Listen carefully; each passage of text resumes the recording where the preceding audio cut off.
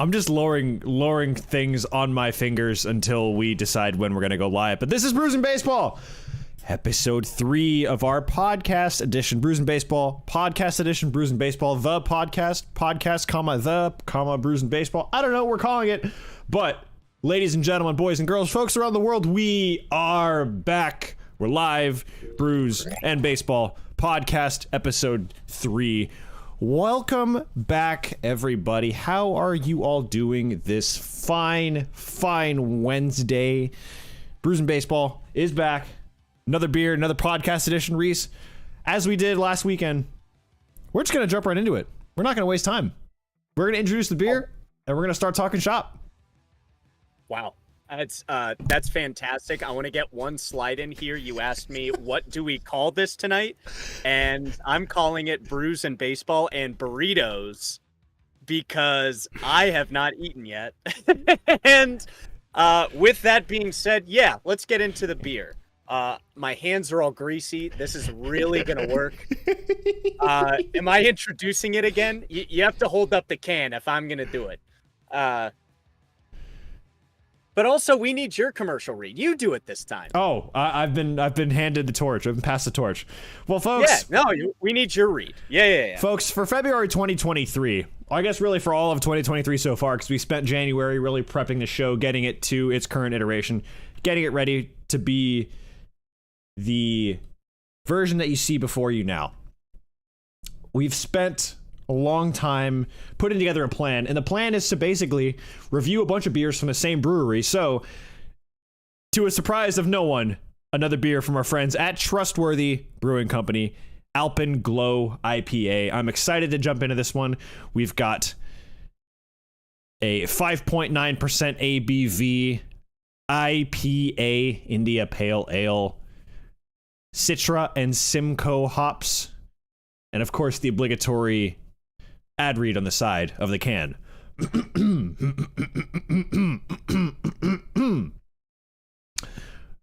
Whether you're catching that first light on the mountains in the crisp morning air, or watching the sun dip behind the hills with its final burst of color, Alpenglow IPA is the perfect adventure partner. Big aroma and taste from the Citra and Simcoe hops to bring this moment of zen together. Keep looking up.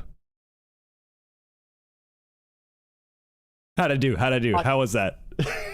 Awesome. Look, it was a great first take. Yes, frozen rice, Jazz back at it again. I hope the mic picked that up, but it picked up most of it, I think. Jazz. Welcome back, Jazzy Jazz, a good friend of the show. We have to show some love to our people in a little bit. I also want to mention that the 3 flavor notes are crisp, bright, and clean. But I will say, your take on that is fantastic. We've got ourselves another IPA, very fantastic, for me especially. Yeah. Now back to Jazz. Jazz, how you doing, buddy? I just want to give a special thank you to this guy. He made a very nice post today telling other people to watch our show tonight. And that's always appreciated. Even when he calls me frozen rice, the best way to prepare rice. Said every person ever. Frozen rice, always the best. Yeah. Reese Hyatt 2023. Always forget to de-thaw your rice. Always make sure that before you engage with your rice, it is not frozen. Much like our rice here on the side of our screen, who is attempting to be frozen, but trying ever so hard. And I made a mistake. Jazz goes by they, them pronouns. I apologize off of the top for that. Good thing this is all recorded that the internet will be able to see here. I assumed his pronouns, and I wholeheartedly apologize. They, them, Jazz, great friend of the show. We really appreciate it. Now let's switch back to the beer before I keep digging this hole. Well, listen, what I will say is it's hard to know if you don't know someone all that well. I mean, you and Jazz have met maybe once? Maybe, and I don't know if you, once or twice. So it's it's obviously you want to try to get people's pronouns right, but I know Jazz, and I try to be mindful of this as well. I know Jazz goes by they, them, so we try to be as cognizant of that as possible. That said, not everyone has the same sort of liberal arts education as us, so at times people are going to make those kinds of mistakes, but it's not malicious. As Russell Howard, the great comedian, once said in his most recent special, he said, "If I get the words wrong, don't ever go at me. These are new words, and I'm English, and you know what we're like with language." You have to understand something. I'm an actor. I can't speak unless if there's a script in front of me. This is the first time like I don't have like a 2-hour script just like teleprompted for me this entire time. So yeah, off to a fantastic start. It's what we do here. It's what we do. Okay, back to the beer. Back to beer. So Simcoe hops, definitely a staple and trustworthy. The last IPA we had also had Simcoe. This one has Citra hops in it as well, or excuse me, just Citra. I don't think it's a hop. Just Citra. Just a Citra. What is a Citra? And judging by the blurb, well, that's what the internet is for, and we can look that up. But based off of the blurb on the back, definitely. It feels like it's going to be a lighter IPA. It's supposed to taste more delicious rather than have the bitter, hard punch IPA that I'm used to. I'm excited about it. 6% ABV is still pretty good. And it's out of 5.9. Yep. Or 59, whatever you would choose. And what would you like it to be out of? I would vote for Reese getting correct pronouns. I think correct pronouns is probably what I would use, but I'd leave it up to you. I think we probably have to go back to 59 because the last couple have been on the lower side. I think we had out of 2 U2s last week on Tuesday or Wednesday. I can't remember which day it was. And then last night we had out of 4.1. I got this one. Out of 4.1 Cracker Honey Lemon Zests. There we go. Nailed it. Let's go. He's good. He's good at it. He's very, very good at it. I've done this once or twice. But let's crack these open and get to work, huh? First and sipping. Some first and sipping on the board. Yep, that's the one. Yeah, I think last night's was either we just transported poorly or we something went wrong with the way we got the beers down here, or the Pilsner just happens to be a little more, I don't know what's the word for it, more explosive, as the song goes by Dr. Dre. X gon' give it to you. X gon' give it to you. Explosive. Well, not anymore because Yeah, R.I.P. DMX. Yeah, but other than that, yes, you are correct. Yeah. But this relatively easy pour. Again, I am glad that I have joined the Big Mug gang as far as using the show, as I promptly spill beer all over my desk again. I think it's more common for me to not spill, or more uncommon for me to not spill beer. Yeah. I mean, it's a drop, but still.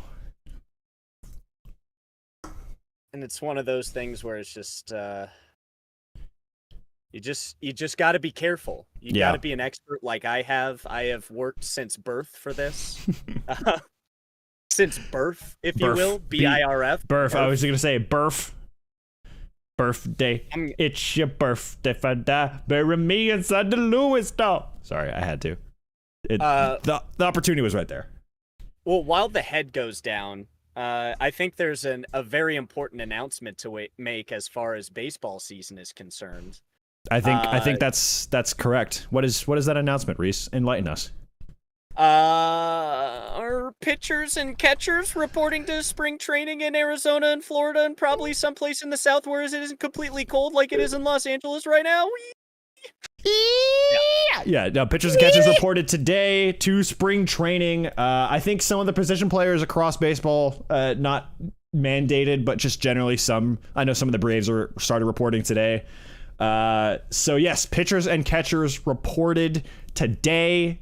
It is official. It is the start of a new year. The new year doesn't start, as I like to say, until pitchers and catchers bring their behinds to spring training, and they have done just that in Florida and Arizona. Like you said, Reese, We have had this on our little show rundown for quite a while, and I haven't taken them off because I think they're worth talking about. Last week's discussion, I guess, last week's podcast was a very ad hoc kind of, this came up and we want to talk about it.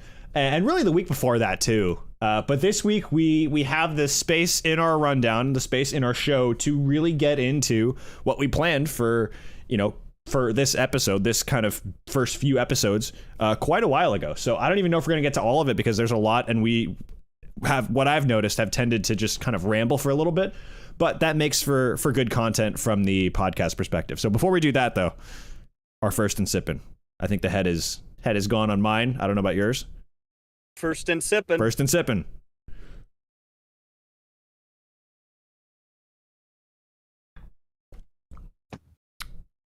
Boy, they were not kidding.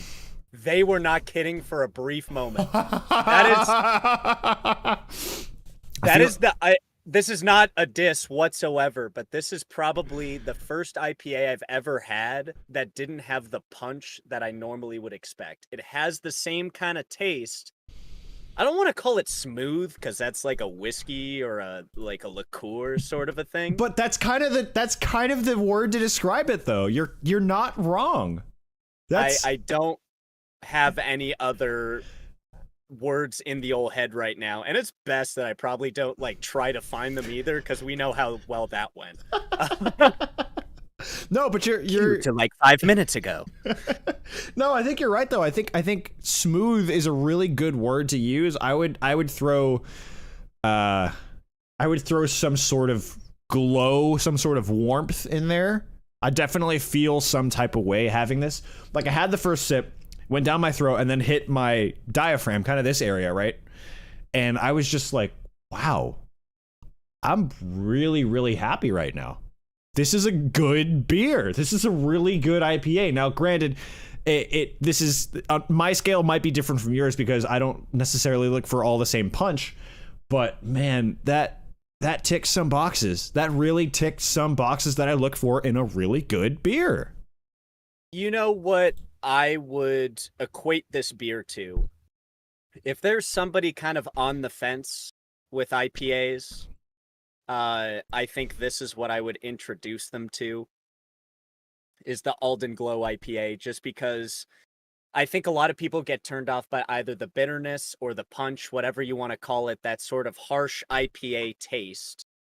And that's why people don't like IPAs as much. Mm-hmm. And I think this is kind of one of those bridges, synergy, that will bring the communities together, as 'twere. And I'm not going to lie to you, this is an exact beverage that I would be sipping, whether it's a first and sipping, second sipping, or 52 sipping. It would be on top of a mountain. Yeah. On a ice-capped mountain. Yeah. I may have just done a couple of runs down the slopes. Only on squares or circles though, because black diamonds scare me. Yep. Black diamond feels like a really bad time, especially for someone who on his first ever attempt at snowboarding broke his wrist. That would be me, and that would be this wrist. Still hasn't really healed, but yeah. Watching people do that on black diamonds just makes me cry. It's my knees just start weeping audibly. Yeah. I think I can hear it too. It's the cracking. It's like, ah! That's the sound of the weeping. What I would say about this is, from the description and from the first sip, the first and sipping, if you will, what I would say is that the first visual that comes to mind is there are these trails that my parents and I went hiking on last summer when I was up in Seattle. We went in the Snoqualmie area, about half an hour away from my parents. And this reminds me of a beer that you would bring if you went with a group of friends, late 20 or, our age, young folks going up for a morning hike, not egregiously early, but you leave at you start hiking up at 8 a.m. Yeah, you're up at 8. You're up at 8 a.m. You're on the trail at 9 a.m. and you're halfway up and you get to the top and, it's just starting to get a little warmer maybe.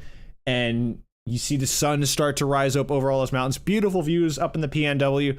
You crack open a beer and you're You're home free. So this reminds me of that sort of feel. Like, what do I want that sensation to be like? I want a drink that is going to do that. I want a visual that's going to do that. And just the general sensation of what that is like. And I think this beer is kind of what that would represent, just in alcohol form. And boy, do they do a good job with that. Yeah. I think that this is going to be another high rating beer. I think my question also would be, in terms of its impact, because I don't know in terms of taste-wise and overall impression that it would beat the Brass Jar. But would you say that this is pretty close to the same kind of impact in a beer? This, you blindfold me and you tell me one of the two between this and Brass Jar is going away forever. You blindfold me. It is the most heartbreaking decision I have to make. It's very close. I think I would slightly, this is very slightly because I tend to lean kind of amber ale to begin with, but I would lean very, very slightly toward Brass Jar. That does not mean this is a bad beer. And I'm curious to hear your take on that because it's close. It's really close. Yeah, no, I totally get it. And quick sidebar here to say hi to another good friend of ours, Ricardo. Good to see you, my friend. Arroz con wien.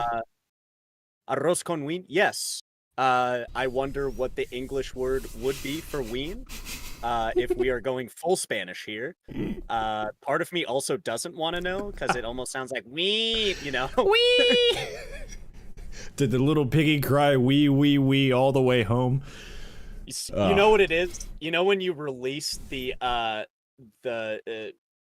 steam valve on a rice cooker or a crock pot?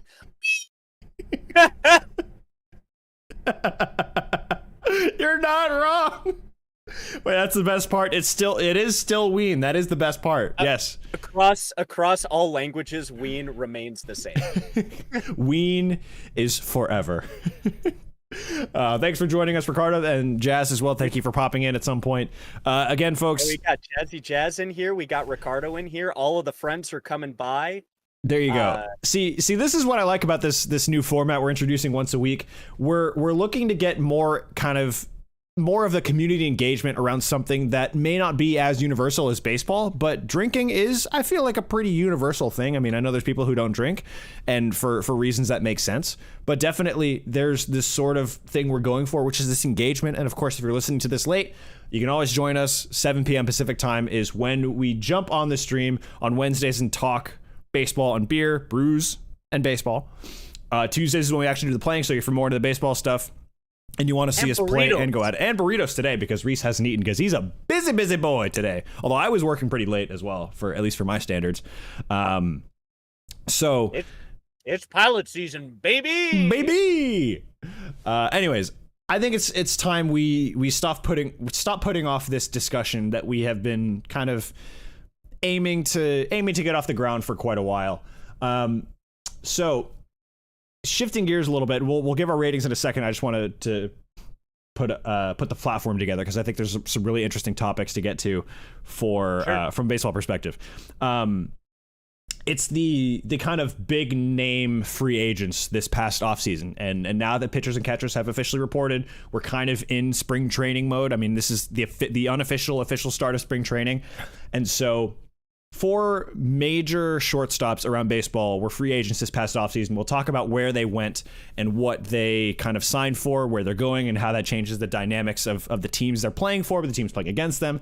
So we'll get to that in a second. But I'm curious. Can I throw a title on there and then we can keep going? Yeah. It's the Fab Four of free agency. Mm-hmm. That's who they are. That is correct. Back to you. The Fab Four of free agency. I was just teeing up Boba Poppy in the studio. I was just teeing up the rating system for our beers, and I think we have to go out of 59 free agents. I don't see anything on the can that quite captures it. I'm open to 59 like hiking trails. We talked about that as a potential barometer for our ratings, but that's my thought. Yeah, no, I'm 100% there with you on that. Out of 59, oh, man, It's going to be tough because I want to give it an even 50 right off the top. It's in terms of its impact alone, let alone the smooth taste. Just the impact and the possibilities this could have of introducing more people to IPAs. And I think it might even get higher as the night goes on. Yeah. So we'll have to see, but that's where I'm going to start. Yeah. And so I'll preface this by saying it's not to one up you, but I'm going to go with 51. Specifically, Did you just right me? No, I'm going 51.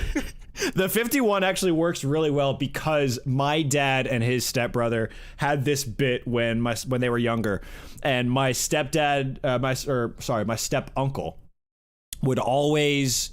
My Uncle Brian would always go up to my dad and just be like, pick a number between 50 and 52, which was Dick Butkus's number for the uninitiated. And so it was obviously 50. And my dad would go 50 and a half because he knew exactly what the answer my uncle's looking for.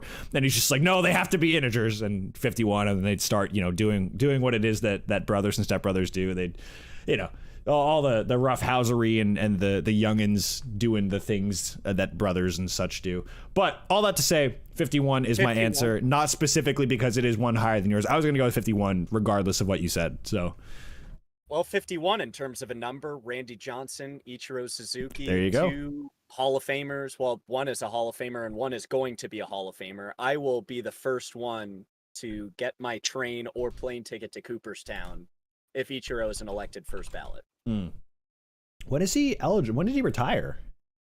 Retired 2019. Is he really retired? He's a 2024 first ballot so next candidate. Year. Next year he's on the ballot for the first time for the 2024 season. Okay. Yeah. March 21st, 2019 was his last appearance in Major League Baseball. Or maybe it's 2025. I don't know. I don't know what the eligibility rules are specifically. I know it's 5 years after. I just don't know when that 5 years starts and like what the cutoff day is and all that stuff. So if it's 5 years from his last appearance, rounded up, then I don't know. Maybe it's 25. Either way, I know he's not on the next batch of first timers on the ballot. So it'll be the next one after that. But You are correct in that there will be rioting if that man is not a first ballot Hall of Famer. He's a first ballot Hall of Famer. How can he not be? Like I don't see any legitimate argument why he can't be a first ballot Hall of Famer.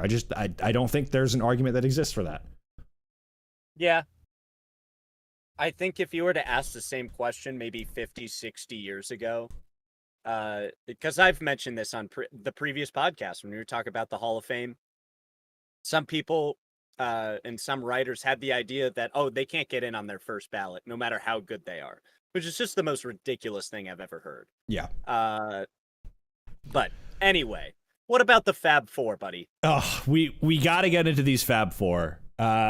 So who do we start with? I think we have to save Correa for last because his is the longest story and I think the most entertaining.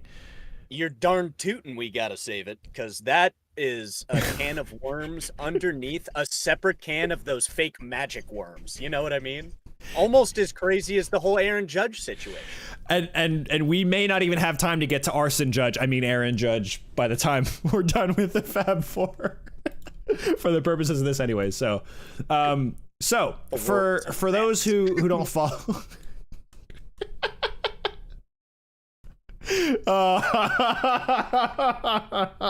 I love this show. I love this show so much. You guys can't even hear Reese laughing, but he's laughing his ass off in the back. I wish Discord's audio suppression wasn't this strong, but it's strong. It's strong, man. I gotta undercut your audio in there, or just have a sample of you laughing. Just have a laugh track underneath, but it's like a studio audience. Like, just a collection of people. I'm just like, honestly, we could make that work. We could just plug that in and I can have it on my soundboard and just spam it for the next hour. That's the podcast reel right there. Hell yeah, it is. So who do you want to start with then? I was going to say, let's start with Dansby. I wanted to start with Dansby because I saw a picture that one of the big personalities on Braves Twitter quote tweeted it with it's like, what do you call the combination of Dansby Swanson and Nico Horner? And this guy was just like mid. And I was like, I saw your eyes light up right then. And I was like, yep, I knew this was going to hit. So Dansby Swanson, longtime Braves shortstop and Atlanta native, signed a 7-year, $177 million contract with the Chicago Cubs this offseason. He is no longer the Braves shortstop, but he will be joining the likes of Nico Horner, Ian Happ, Cody Bellinger, etc., to the tune of $25.3 million a year for the next 7 years. And my initial reaction to this was, listen, he's a Gold Glove shortstop. He's a world champion. He's a winner everywhere he goes. He's going to be a very important part of a Cubs team that has aspirations on winning championships. You know, they want to win. They want to win now. They're taking a gamble on a lot of 1-year deals, a lot of guys who they believe in, as far as giving them a chance to win now, but also win kind of down the road. I mean, they signed Cody Bellinger to a 1-year contract. They signed Jameson Taillon to a 4-year contract. They signed a few other guys. They still have Seiya, don't they? Suzuki? Seiya Suzuki, that's true. They signed him for the long term. And then, of course, Dansby Swanson is their guy. 7 years, $177 million is no number to slouch at. That said, when hold on. No. I'm sorry, not for you. I that was more me talking out loud because I want to look up to see what the contracts are here for Chicago. Because I know that you're probably going to touch on this, but I just need to react to this blind. I mean, I have a list of other deals that they signed. Bellinger and Taillon are the only other kind of big ones that I noticed. I think they signed a couple other guys too, either minor league deals or 1-year incentive-laden deals. But we'll get to those a little later. If not today, then in another podcast as we get closer to opening day. But going back to Dansby. So Dansby is a Gold Glove shortstop. Dansby is an exceptional baseball player. But where he struggles, I don't think is something that is worth gambling that amount of money, considering he's, I think, about to turn 30 this year. I just don't think that he's worth that kind of money. And I think the Braves they know what they're doing, and Alex Anthopoulos is not going to be overspending for someone that he doesn't believe is going to have this sort of value, 5, 6, 7 years down the road. So, in the next 2 to 3 years, this could be one of the best signings of the offseason, I think, because Dansby Swanson in 2022 and parts of 2021 looked like an all MLB caliber player, offensively and defensively. And, some of the intangibles that on different podcasts I've talked about not being able to kind of quantify. But to the tune of $25.3 million a year, I think it's a little steep because he's really only had one consistently good year at the plate. And even so, that was with an April where he was basically non-existent. And then Dansby basically disappeared again in October. The rest of the Braves disappeared in October, but that's besides the point. I think it's one of those things where I would have wanted him to stay in Atlanta, and I'm sure he was willing to take a huge pay cut, but he had just gotten married before he signed the deal with the Cubs, and he wanted to look out for the future of him, not only, his baseball career, but also of his family. And I personally don't blame him. I think I would do something similar if someone came to me with an offer that was probably higher than my current job. As much as I love my current job and as much as I love being in my current job, if the offer comes in higher, any person with a brain is going to think, well, I have to strongly consider this as an alternative. I really think that I'm looking at the contract terms for the Chicago Cubs right now. He's easily the top paid player. The second most paid player is Seiya Suzuki at 5 years, $85 million. I think in terms of play, I think this is probably the most high risk, high reward sort of a pick. He's the highest paid. And I think with that exception, might be kind of asked to occupy some sort of leadership role. He's coming off of his big year. There's not many other high-ish paid position players. Because I'll tell you, the top two paid on the team are Dansby and Seiya. And then next are 4 pitchers.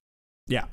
4 pitchers, Right. which is great. You could have a great rotation, but, you know, it also has to be somewhat applied to the rest of the field. They did pick up Trey Mancini, obviously Cody Bellinger, but especially with the way that Bellinger's been playing, I don't know if this is enough of an acquisition. It's just a big risk, is really what I'm trying to say. Yeah, and the Fangraphs numbers totally support that, at least from an offensive perspective. The defensive metrics, I'm sure, I mean, I'd have to look at them a little more in depth further down this page, but for now, the kind of basic ones, they must love Dansby Swanson because the hitting metrics aren't as fond of him. He had a career year in 2022 with a 277 average, 329 OBP, and a 447 slug to the tune of where is his OP? Why is his OPS disappearing? Because it's a preview of what the season is going to look like.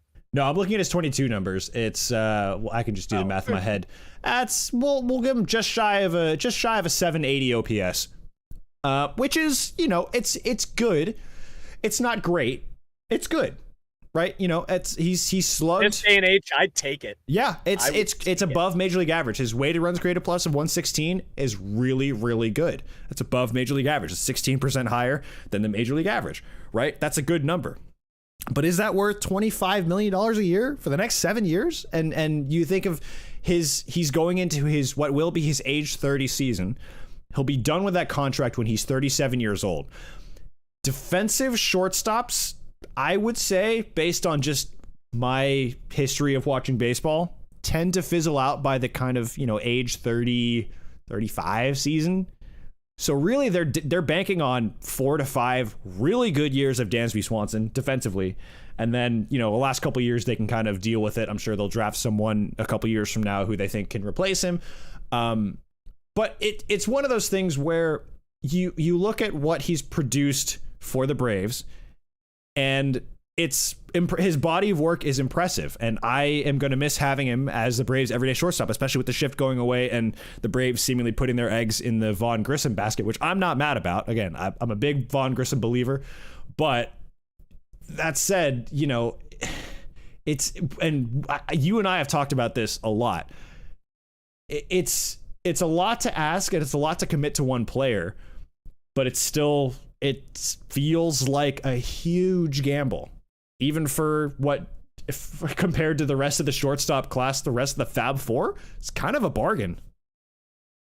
Yeah, it's tough. I kind of have a soft spot for the Chicago teams, especially the White Sox, but it really also goes to the Cubs. The Cubs have won a World Series after 108 years, so it makes it a little bit better. It's just really tough to see them trying to replace all of the stuff that they've lost over the past years. You're looking at Javi Baez, Anthony Rizzo, key pieces in that World Championship team. And I'm looking at this squad, man, and I don't know if all of the pieces are there. You also are looking at a much older team. Not many people under 30. Right. Trey Mancini is 30. Dansby Swanson is about to be 30. Seiya's 28. Got 2 years till he's 30. Stroman, Taillon, Hendricks, all over 30. That's just going to be tough down the line. And these guys are signed to multi-year contracts. Yeah. And I get it. At 30, you got to have that last long, big contract. But how can we guarantee Taillon and Hendricks is going to have the same impact in 4 years? Exactly. These are hard-throwing guys. Well, except for Hendricks. Hendricks does not throw. Yeah. Stroman and Taillon was really more of what I was. Hendricks is 33, and he's signed for 4 years. Yeah. Not many pitchers, especially starting pitchers, are that old. Right. And you know, Hendricks has a Cy Young, to be fair, and he's a proven performer, of course, but you know, I'm with you on this point where the Cubs have a strange roster construction, but I kind of get where they're going with it. They're banking on good pitching and good defense, which is really how you build a championship team. Good pitching, good defense is how you win in October, but you need to have a little bit of slug as well in your lineup. And look, I'm telling you, as a Braves fan, Dansby tends to go missing every now and again. There's some swing and miss in his approach. I mean, his K rate over the last 3 seasons, including the 2020 season, the lowest was 25.6, which is not a great K rate to have at the major league level. So it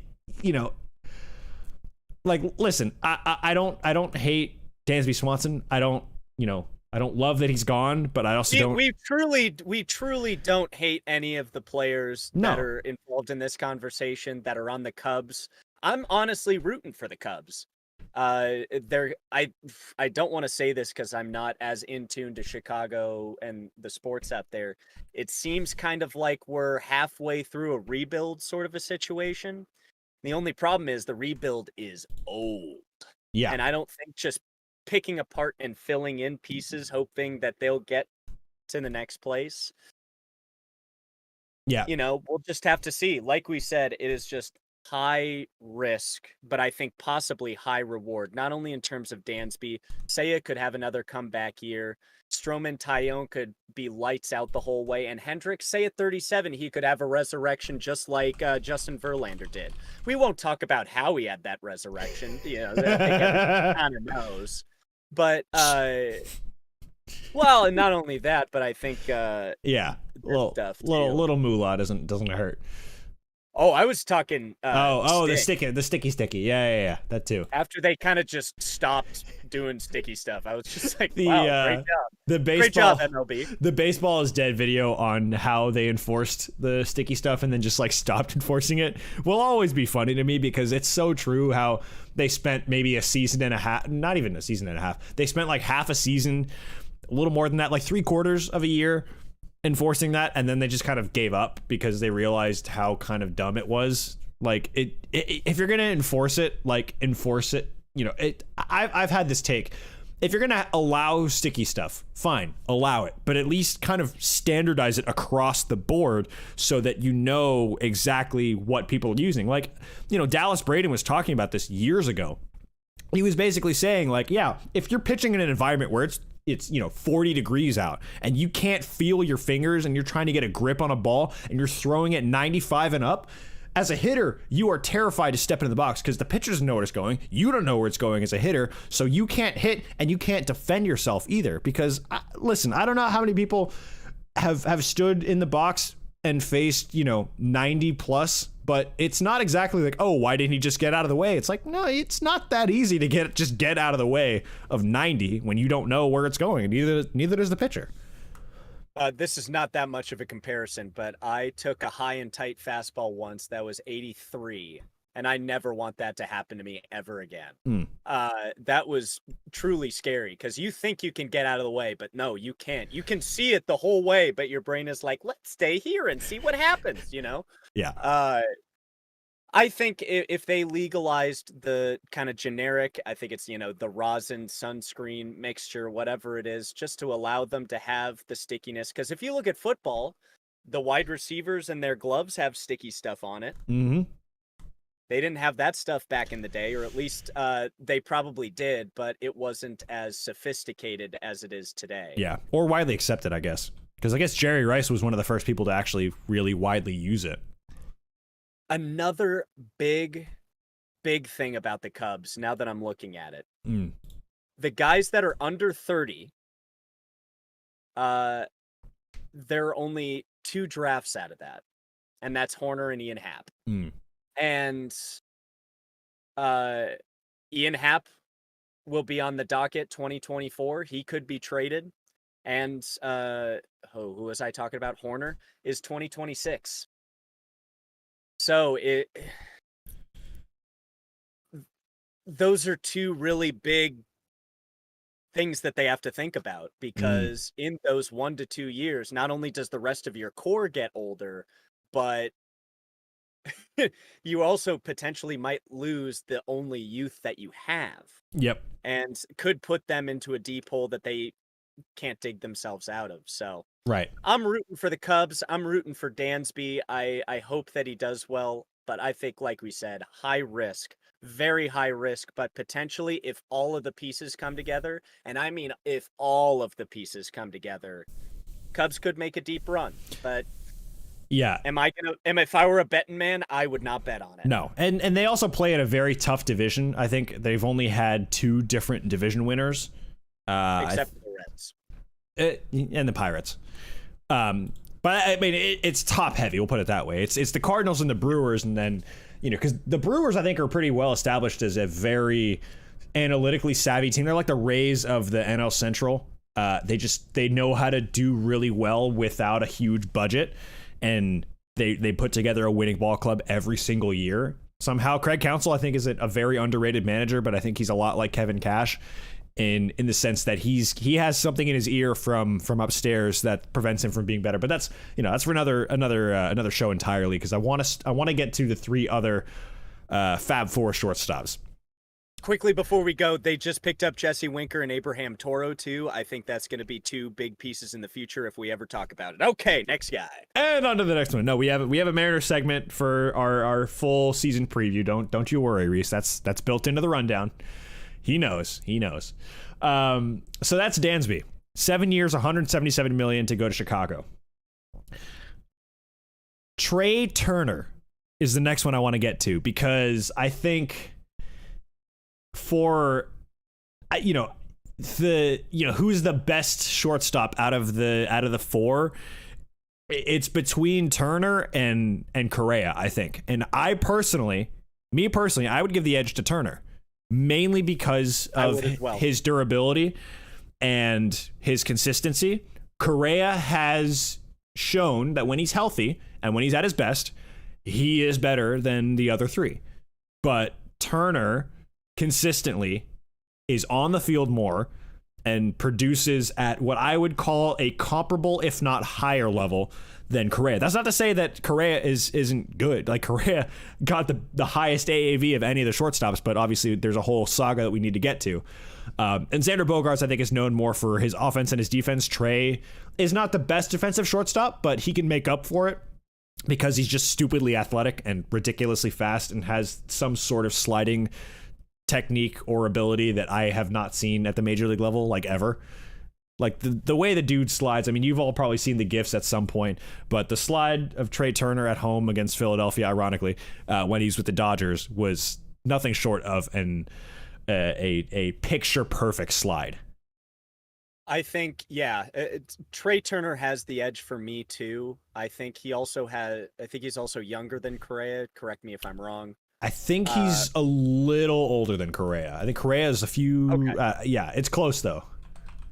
So my main thing about it is obviously the health is the most important thing, but just the fact of how the whole situation was handled, with his physical preventing him from signing with San Francisco, and I'm talking about Correa, by the way. That alone just kind of rings alarm bells for me, because this is a top-tier player who was refused. I don't know if he was hurt at the end of the year or what happened. Clearly, the Minnesota situation wasn't working out. Obviously, a lot of pieces were missing. Not only Correa, but Buxton was missing for a while. I just have to give it to Trey. Also because new bases are being implemented, and we'll probably be seeing more steals this year. And Trey, to eliminate the double play, B, in order to move to scoring position, because the Dodgers are so offensively loaded that if you get him on second and somebody like Freeman just gets a knock into right center, that's 1 run in the first inning right there. Correa has a big bat, but like I said, health. And I just don't think, if I had a gun to my head, I would have to choose Trey Turner, just because it just seems like the more logical choice, despite of Correa's talent. Yeah.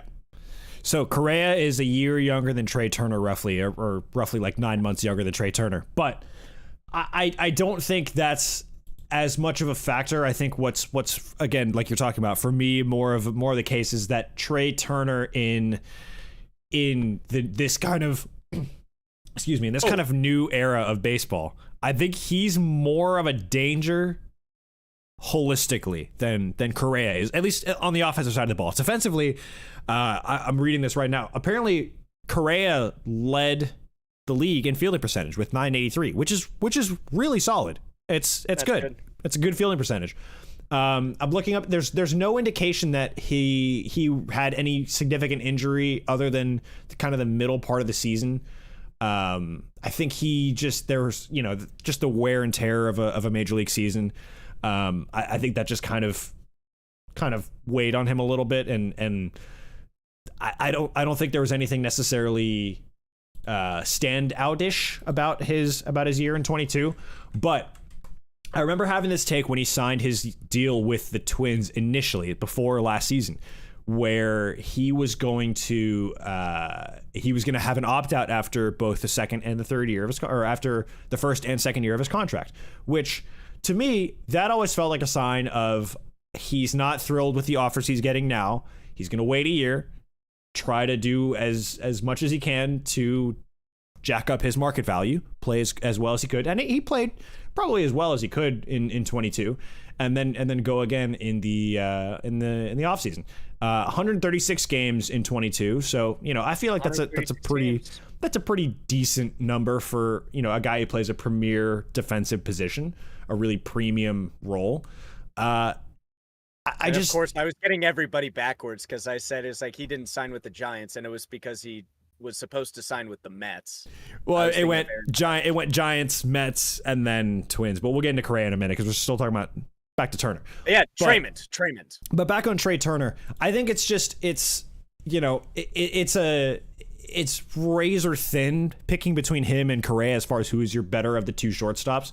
But 11 years, $300 million to go to Philadelphia at a position I don't really think they needed, but given their World Series run, given how well they did last year, kind of in a very unexpected march to the World Series, I think it's a good deal for, again, this is all speculation, but 11 years is a long time for someone who's going to be 40 years old when his contract is up.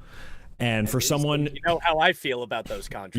Yeah, you've made your feelings very clear about longer term contracts. So basically with Trey, he'll be 40 when his contract is up, and as a player who relies mostly on speed and hitting, I mean, he can hit for power, but not, the 40 kind of home run potential that you would think. So for someone who relies on that kind of thing, the first 5 years, I think, are going to be a big indication of his whole kind of production, his stint in Philadelphia. But it's just a long time for someone who, obviously sports medicine has come a long way, but it just feels like a long time to commit to someone. That said, I think he's worth that kind of investment. I think he's really worth the money to put next to a guy like Bryce Harper, whose contract I think runs out like the year before his, or maybe even the same year. So, it makes the Phillies much scarier. And from a Braves perspective, watching Trey Turner torment the Braves more frequently, like he did when he was with the Nationals, is going to be a pain in my butt for 162 games. I'm just going to leave it at that. So I'm not glad he's back in the NL East. But good for him for playing well and getting his bag. I mean, Phillies are going to be stacked. I will say this. If you were to give me the prime of either one of them to be the shortstop, I would pick Correa.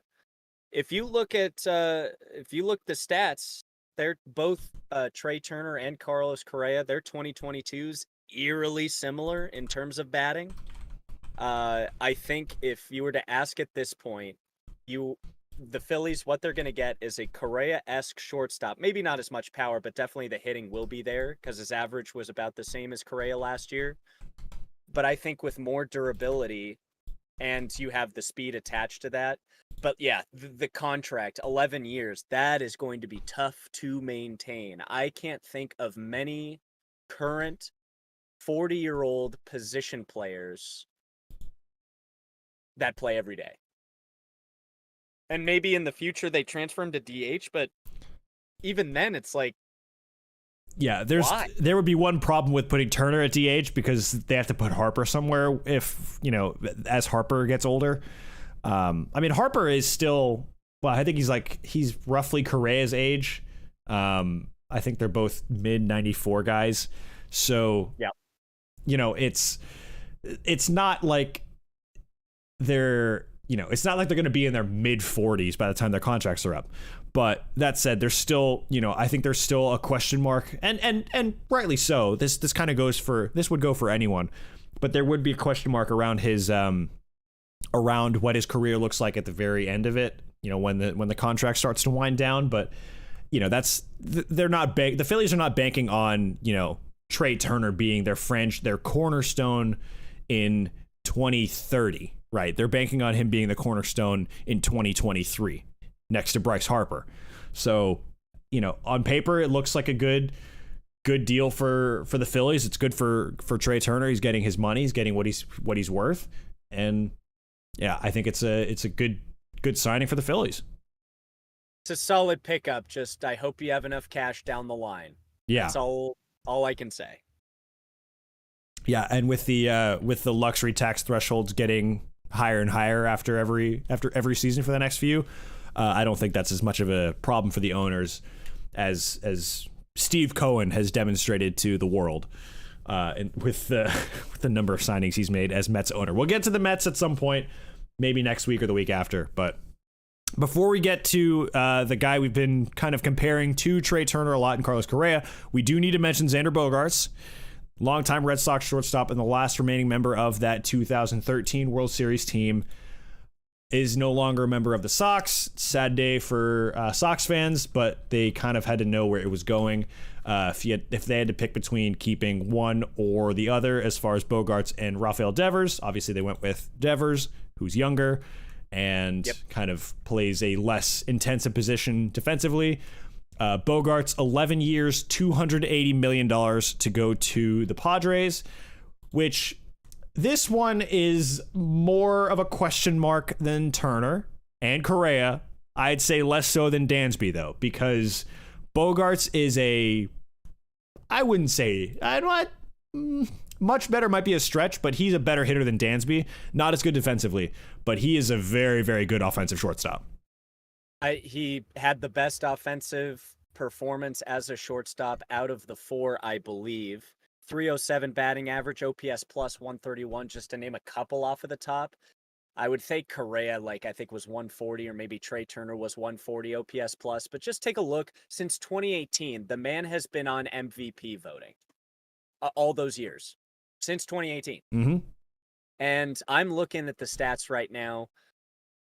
Not only, I think with the exception of 2015, where he went to work somehow,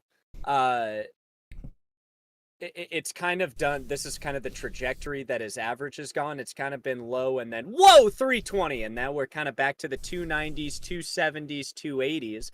And now we're starting to see a slight back up, 295, 307. Maybe next year with the Padres. Since that offense is stacked, he might have the confidence to be able to jack that up 312, 313. And especially when you have people on base, it's going to make it much easier to try and move them along and pad your stats there a little bit. Yep. But tell me how many years it was again. 11. And he is 30 years old. So, like I said, I do not know of any position players that will play every day that are over 40 years old. I'd be remiss to name pitchers. Verlander is an exception. There's not many. Suppose Rich Hill was probably the last one that I can just think of off the top of my head. Yeah. And if he's not 40, I apologize to Rich Hill. Oh no, Dick Mountain is well into his 40s. Yeah, okay. I'm pretty sure he's 42. Yeah, so not well into his 40s. He's in his early 40s. In baseball terms, he is well into his 40s. He's not quite the Jamie Moyer of baseball anymore. God bless that man. Jamie Moyer would pitch in his 60s if he could. Look, I know that tonight might not be the opportunity, but I've got some stories about Jamie Moyer because he used to live. It's pretty well. He used to play for the Mariners, so he used to live in Seattle. Mm. So you would know which one is his house out of the rest of the houses in our neighborhood. He just has the mansion, you know. It's like, yep, and that's where Jamie lives. You're just walking down the boulevard. It's like, yeah, that's great. That's who that is. I went in the house once, actually. It was pretty cool. Nice Man. I will say, nicest guy of all time. I went up to him. I was probably about 6 or 7. His kid was playing with my brother, playing baseball, and I went up to him and I was like, "Can you sign my baseball?" He was like, "Yes, I will." Good man. Good on you, Jamie Moyer. Yeah, Jamie Moyer, nice guy, huge fan. Hope he's doing well wherever he's at. Probably should be in the Mariners Hall of Fame. I think he might be. Hold on. Sidebar. You keep talking about the actual topic, and then I'll fulfill this for myself. We were talking about longevity, basically, and guys playing above the age of 40. Bogarts will be 41 when this deal is up, and Fangraphs has him projected for a 4.6 WAR, a 267 average, a 122 WRC plus 4.6 WAR. I think I mentioned that. I can't losing track of what I'm remembering or what I'm actually sharing with the folks here at Brews and Baseball. I don't think it's a tough one because like with Turner, 11 years is a long time to commit to someone who's either 30 or very close to it. That said, what you're getting at Xander Bogaerts is a premium offensive shortstop and kind of, I would dare say of this newer breed of bigger, taller, more athletic shortstops. Not the shortstops were ever unathletic, but I mean, you look at a baseball field kind of when you and I were growing up and who the best athlete probably is, it's probably your center fielder or your shortstop. That's still the case now, but now the shortstops are getting bigger and stronger and they're hitting from more power than they were, I think, when we were growing up. So I think Bogaerts is one of the first of that new kind of, we need a guy who's going to hit for power, hit for average. Corey Seager last offseason was another version of that. And I think that's, they're kind of cut from that same cloth where it's more so focusing on the offensive side of the ball. Not that they're bad players defensively, but that they're known more for being good at the dish rather than in the field. Again, they're both very good defensive shortstops. They're just not as good necessarily as, what I would call the modern day example of a defensive shortstop in Omar Vizquel. Ozzie Smith obviously comes to mind. You have to mention Ozzie Smith. But again, Brooks Robinson third. Yeah. So you're talking about a kind of almost a paradigm shift as to what we value from our shortstops. But again, all this is to say you're still playing a premium position, playing it well, but also producing at much higher levels than in the past. And so that's something that I think clubs are starting to realize, like, if you have a good shortstop, you have a good center fielder, you build your team kind of around that defensive spine, and then you add pitchers as you need to, and you've got a good ball club. That said, the Padres didn't need to make an addition at shortstop. They already had Fernando Tatis Jr. I think part of this was bringing in an established player like Bogaerts, and obviously knowing that Machado could opt out after 2023 in his deal and try to get a bigger contract if he plays well. Machado's a natural shortstop. I think people forget that too. So if Bogaerts gets hurt, if Tatis is still not completely with it in his head and doesn't realize the implications of, missing games through a PED suspension, there's guys who also could play shortstop. The fact that his defensive metrics aren't great. No, they're not great. He's not known as a defensive shortstop. Mm-mm. I think Tatis is pretty fast, but here's another thing that I'm thinking of is that they need to sign somebody like Bogaerts because Slam Diego as twir. They got a lot of bats on deck. These are power bats. I'm thinking of, Josh Bell, Juan Soto, those types of guys. Yeah, well, Bell signed with Cleveland, so he's out of the picture. Swing and a miss on that. Not Josh Bell. Who am I thinking of? I think Drury's still a free agent.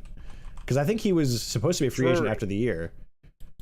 Brandon Drury, Juan Soto. Yeah, so those guys. And I think they needed to fill that piece if they let Josh Bell go, and I understand why they did that.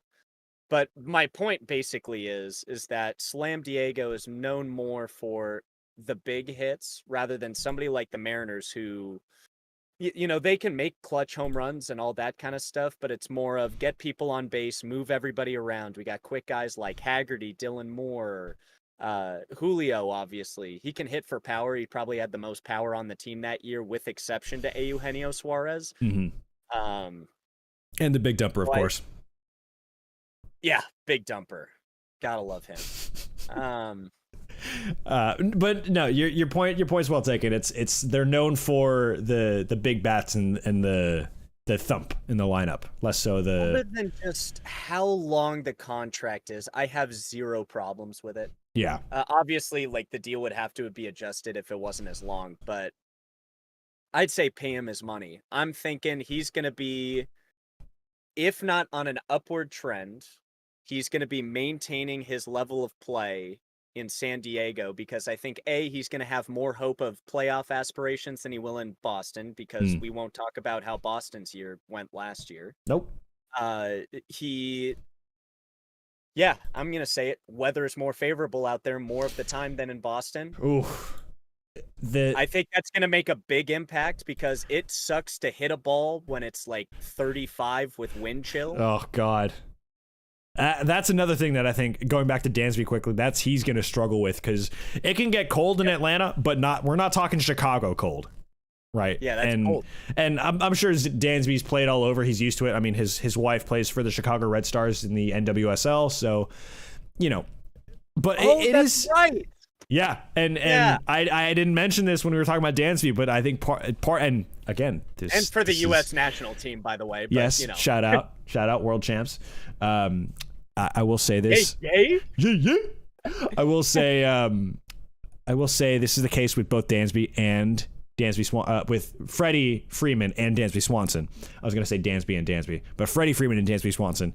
The reason those two play for their current teams, the teams that they do, and not the Atlanta Braves, is because of their wives.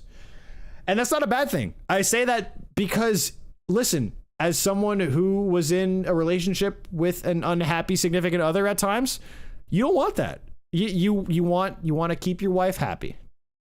Or significant other. What does Freddie's wife do? I don't know, but I know she wanted him to go and take the Dodgers deal because it on paper was for more money, even though Freddie's paying more taxes, because there's an extra year of financial security, basically. So yeah, okay. But I can understand that too. I can think of a lot of people that have more hockey at this point, but I'm going to mention a couple courtesy of Secret Base, because Mariners had a manager, Lou Piniella, probably the best manager we've ever had. He wanted to be closer to home, even though the Mariners were relatively good at that point. He went to Tampa Bay. Tampa Bay lost 106 games the previous year, so yeah. And then the next manager after that, I think, was Mike Hargrove, and he needed to go closer to home. He went back to Kansas or something like that to coach a minor league team out there. Randy Wynn was a big player for the Mariners in the early 2000s. He went to San Francisco and had a renaissance. Why? Because he was from Santa Clara, baby. Yep. So I think the importance of not necessarily home, but what people feel is home will make a big impact. Yep. So maybe Dansby, at the same token, the weather might suck for him, but if he's closer to home, he's closer with his wife, he might have that extra edge that could beat out the weather. Exactly. And I say that I say that in a way that's not meant to throw shade at anyone.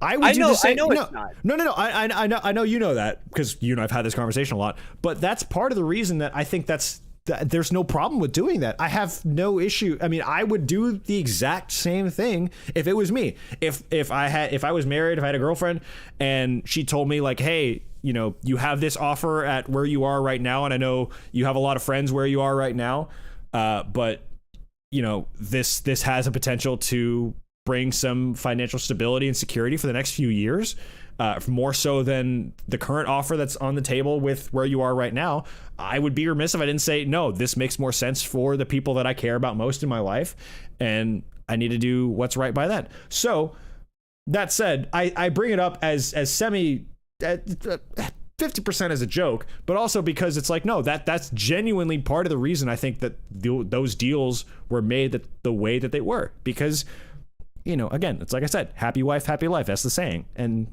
Dansby is not an idiot. We'll put it that way. Dansby is not I'm going to prioritize me over anyone else. He's going to do it best for him and his family. That's always going to be part of the equation. That was the same thing for Freddie Freeman, and how much that ate him alive to take the Dodgers offer and leave Atlanta.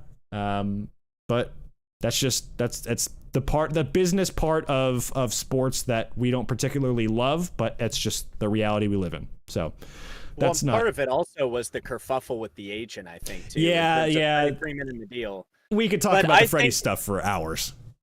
Yeah, and I think it's a good point. It's essentially people are going home. I'm looking up Xander Bogaerts. He's technically from Aruba, but if he goes more to weather that's more favorable to what he's used to playing growing up and all that stuff. Yep.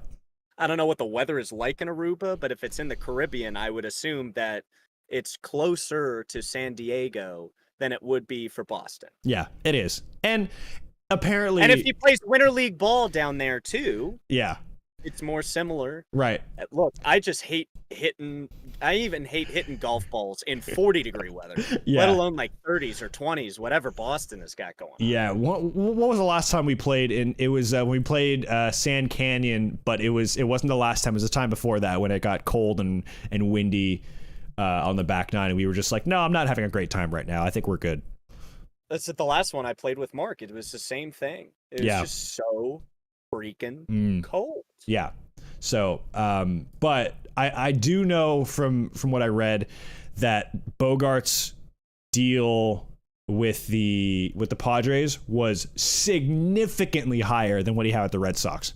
So in this case, it may also be just money talks. Yep. Yeah. And look, again, we talked about that being fair. We don't need to harp on that point anymore because we do need to talk about Carlos Correa.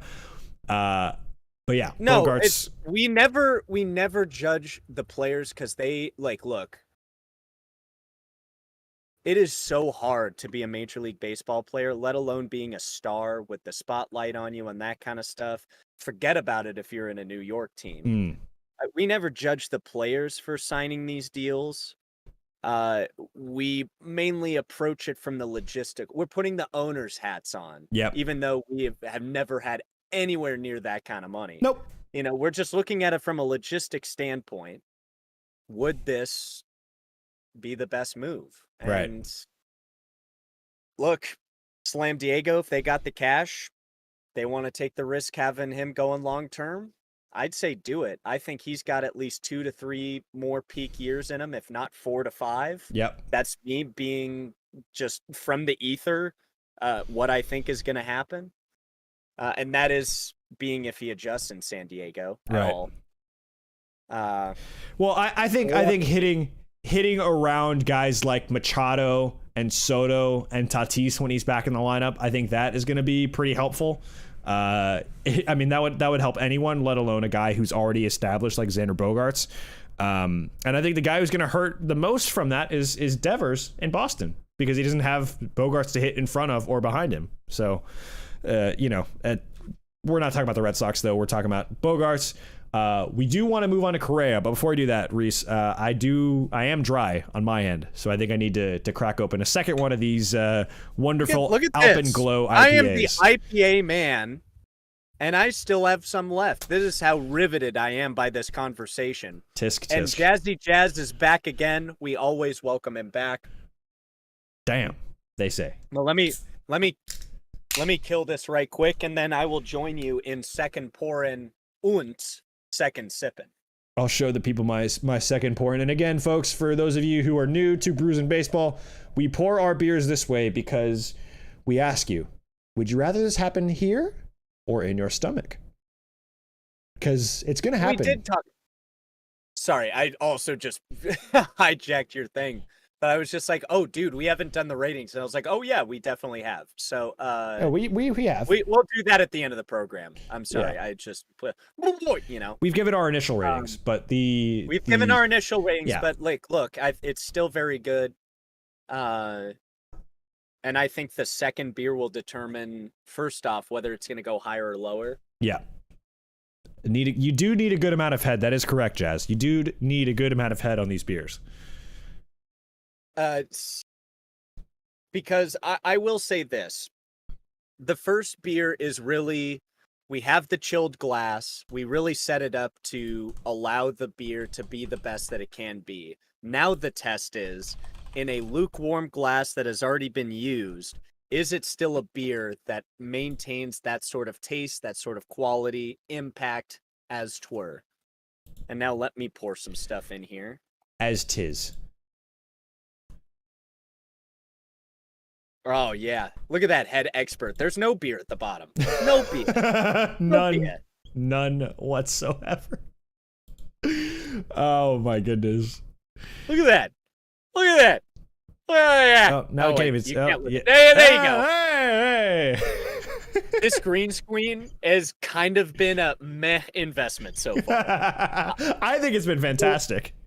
I think the one thing, it's just, it sucks that you can't, like, I have to go really close to the like, even then, if I go close to the camera, I can't really pick it up unless if I do that. But, Yeah. I think the one thing that was really disappointing was I couldn't put any background that I would want, because I was hoping to put the logo in here before we started, but then you had to sign up for Discord Nitro. I don't know what that is. I look like I'm 20s maybe, but in reality, I'd say my head operates maybe, I don't know, 62, 65. You know, my music taste, older than that.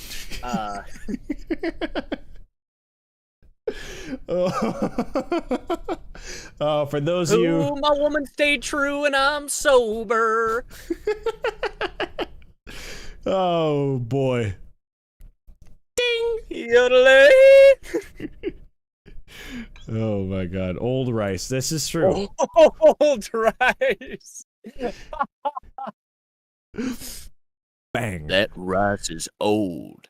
You best put that back in the freezer so it can get frozen again.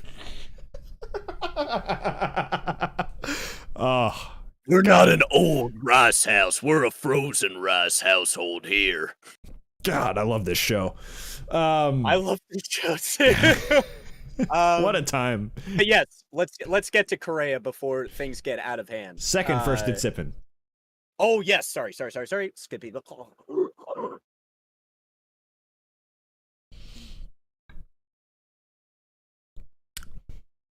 Still very smooth. Same I will sensation.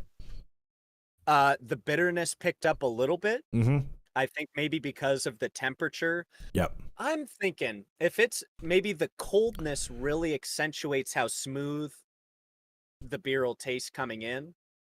And when you just have it in a lukewarm glass, you don't have any things to augment it. You know, you're tasting the beer as it is. Yeah. And I gotta say, it's still pretty good. Yeah.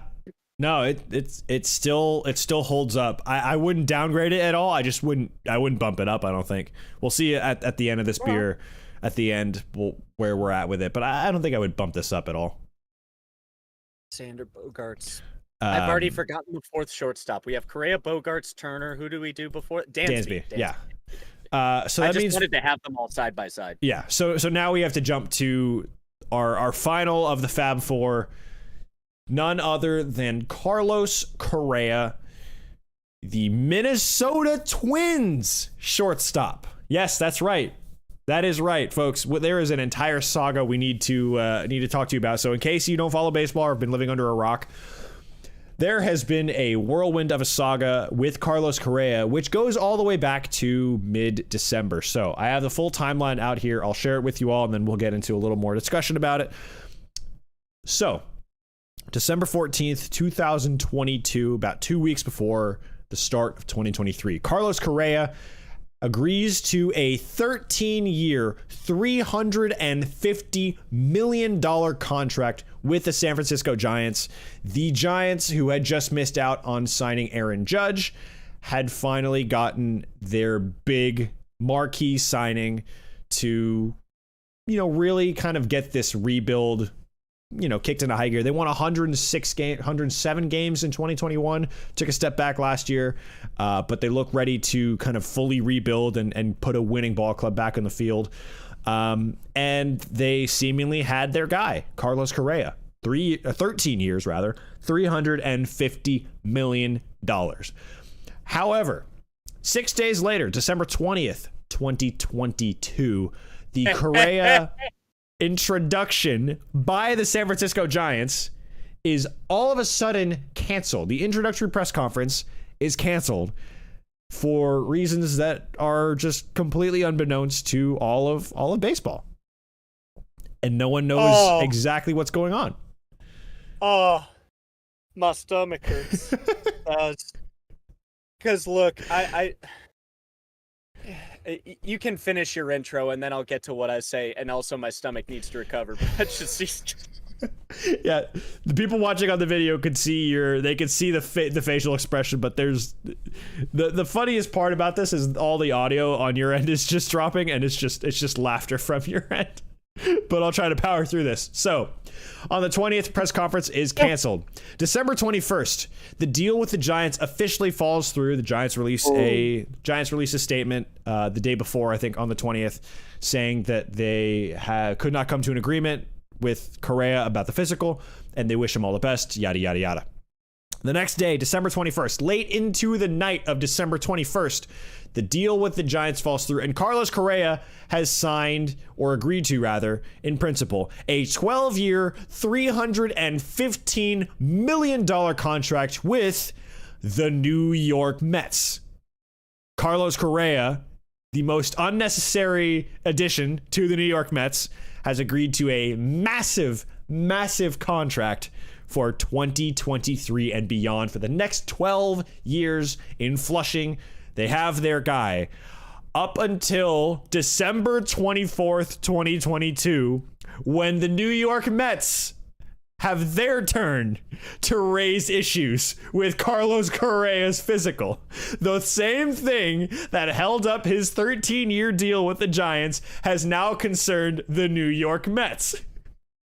And so finally, after all that, 2.5 weeks later, on January 11th, 2023, into the new year, at long last, Carlos Correa has a new team. However, it is not the New York Mets, nor is it the San Francisco Giants. It is his most recent team, the Minnesota Twins, to the tune of 6 years, $200 million. But with a vesting option, I think several vesting options, if I'm not mistaken. I don't know the full terms of the deal, but several options that can max out his contract at $270 million, I believe, over 9 years. In short, this dude signed for just shy of $1 billion. $1 billion between 3 teams in one offseason. like, dog, I'm about to cry. Like, that whole situation was just I don't even know what kind of show it was. It wasn't a caca show. It was something else. It was maybe a cacaso show. But oh man, I think the best part about it was the Mets fans just got the worst Christmas present of all time, realizing they weren't gonna get Correa. And I also just feel bad for the Giants losing 2 big pieces like that. I understand Aaron Judge, and I think they'll get past it at the end of the day. But oh man, it is a full-on saga that this man went through to find a new team for 2023. And look, I don't blame him for doing what he did. Obviously, when you're, the youngest and arguably most talented of the shortstop class of 2023 or 2022 rather, you want to get your bag. And he was willing to wait for his bag. That said, $33 million a year is pretty good money for 3 years that he was with originally signed with Minnesota. So before last year, before 2022, he signed for $33 million. I think it's $33.1 million a year for 3 years with Minnesota, with opt-outs after the first and second year. And that is a really, really good contract to, in no uncertain terms, bet on yourself. He bet on himself. He did really well, and he was rewarded with what we thought was a basically career-ending contract, as in he wouldn't have to do any more signing. He was going to end his career a Giant. Then that fell through because they had concerns with an injury that happened before he even got to the majors. And then the Mets had a very similar offer, similar contract, and Mets fans were thrilled because they went from a good team who acquired so many different guys in the offseason. They acquired Kodai Senga and Justin Verlander and Jose Quintana. They re-signed Edwin Diaz and Brandon Nimmo and Jeff McNeil. They brought in all these pieces, and they got the crown jewel, which really would have put them over the top, in Carlos Correa, who would have been happy to go to third, leaving Eduardo Escobar just out in the cold, apparently, or guess DHing or whatever, which is that's a pretty good luxury to have. But then that falls through, and then all of a sudden Correa ends up back with the Twins again. And look, this is what happens when you have Scott Boras as your agent. You're gonna get paid wherever you end up, and he got his bag, so good for him. And this was the thing that I wanted to mention at the top is I completely how do I do this? I didn't like Carlos Correa because of the association with the 2017 Astros before. Right. I've been doing a lot of growing since then. I think the rose-colored glasses have come off a little bit as to how baseball works as an organization rather than how we perceive it as fans. Yep. Correa's a fantastic player. Yep. And I think he deserves all of those contracts. It's just, it's one of those things with the physical. What's going on with the physical? What happened with the previous two signings? That's the information that we need to know. I doubt that anybody will willingly reveal that information until maybe 20, 30 years down the line when they're making documentaries and all that kind of stuff about it. You don't want to know a hot take about it? I feel bad for him that he went back to the Twins because who knows if Buxton's going to be healthy? Who knows if the rest of the pieces on that lineup are going to be performing as advertised? Last year was not great. Yeah. I can't think of any other big deals that the Twins have made to fill in some of the holes in the rest of the lineup. They're kind of shackled with Buxton's contract. As great of a player as he is, he has been injured a significant amount. Yeah. And if you got two guys like that, one guy who's out for a significant amount of time, and then another guy who couldn't even pass two physicals on two separate teams. Yep. And he would have been a binga bomba on both of those teams if he went to San Francisco or New York. I think he would have thrived in New York. Yeah. That's just my take on it. I think the Mets would have won the World Series if he would have gone there. Hot take, and I know you hate it, but I don't love it. No, I don't. I don't love that take. But with all the stacks on that lineup, I get it. Some people might say, "Oh, but it's kind of like Steinbrenner's Yankees." He tried to buy everybody, and look at how well that went. He destroyed the franchise. Yeah, sure, but I think with the collection of talent that the Mets had, I don't think he could have gone wrong. Even if Correa was hurt, you had Escobar. Yeah, that's your backup. Yeah, and Eduardo Escobar is an all-star. Count me in. Yeah, I want that problem. He's a solid baseball player. And here's the thing too with Correa, and I know this has been talked about on a couple podcasts. Baseball's dead among them. There's definitely a heightened emphasis on physicals when you're signing a player to that long term of a deal. The Twins deal both times. The first one he signed, the 3-year, the shorter term deal with the opt-outs before last season. That was really smart. And that's not something that necessarily that they need to really dig into all of the physicals on. But when you're committing to a player for 13 years, 12 years, you don't leave a single stone unturned. And that's exactly what the Giants and the Mets did. They weren't thrilled with something. And, as someone who played at a decently high level, you can probably relate to this, having one injury and having one major injury, trying to put that behind you can be how debilitating that can be as far as just your own recovery. And then having to convince other people that you are as behind that as you say you are is an entirely different set of hoops to jump through, I'm sure. So it can't be an easy thing to navigate. And again, like you're saying, as much as we want to kind of dislike him for his association with those Astros teams, he's still a hell of a ball player. And he one would of the best shortstops in the game. And he would thrive on any team easily. And people have talked about like, oh, well, I don't want his kind of cockiness or his arrogance in the clubhouse. Carlos Correa also has a reputation on top of all the Astros stuff. He has a reputation for being a great teammate and being a leader, a natural leader in the clubhouse. And if you have that guy signed up for 12, 13 years, that can change your franchise, because you're not only keeping him as a leader of the guys you have now, but what about the guys 5 years from now? What about the guys even 10 years from now who are just starting up in ball? That does not get as much credit as I think a lot of maybe talking heads will provide, but it's important to have a guy in the clubhouse who's been there and done that and knows what it takes to get it done at the highest level. And maybe that's why Dansby's contract was the number that it was, because he has that reputation.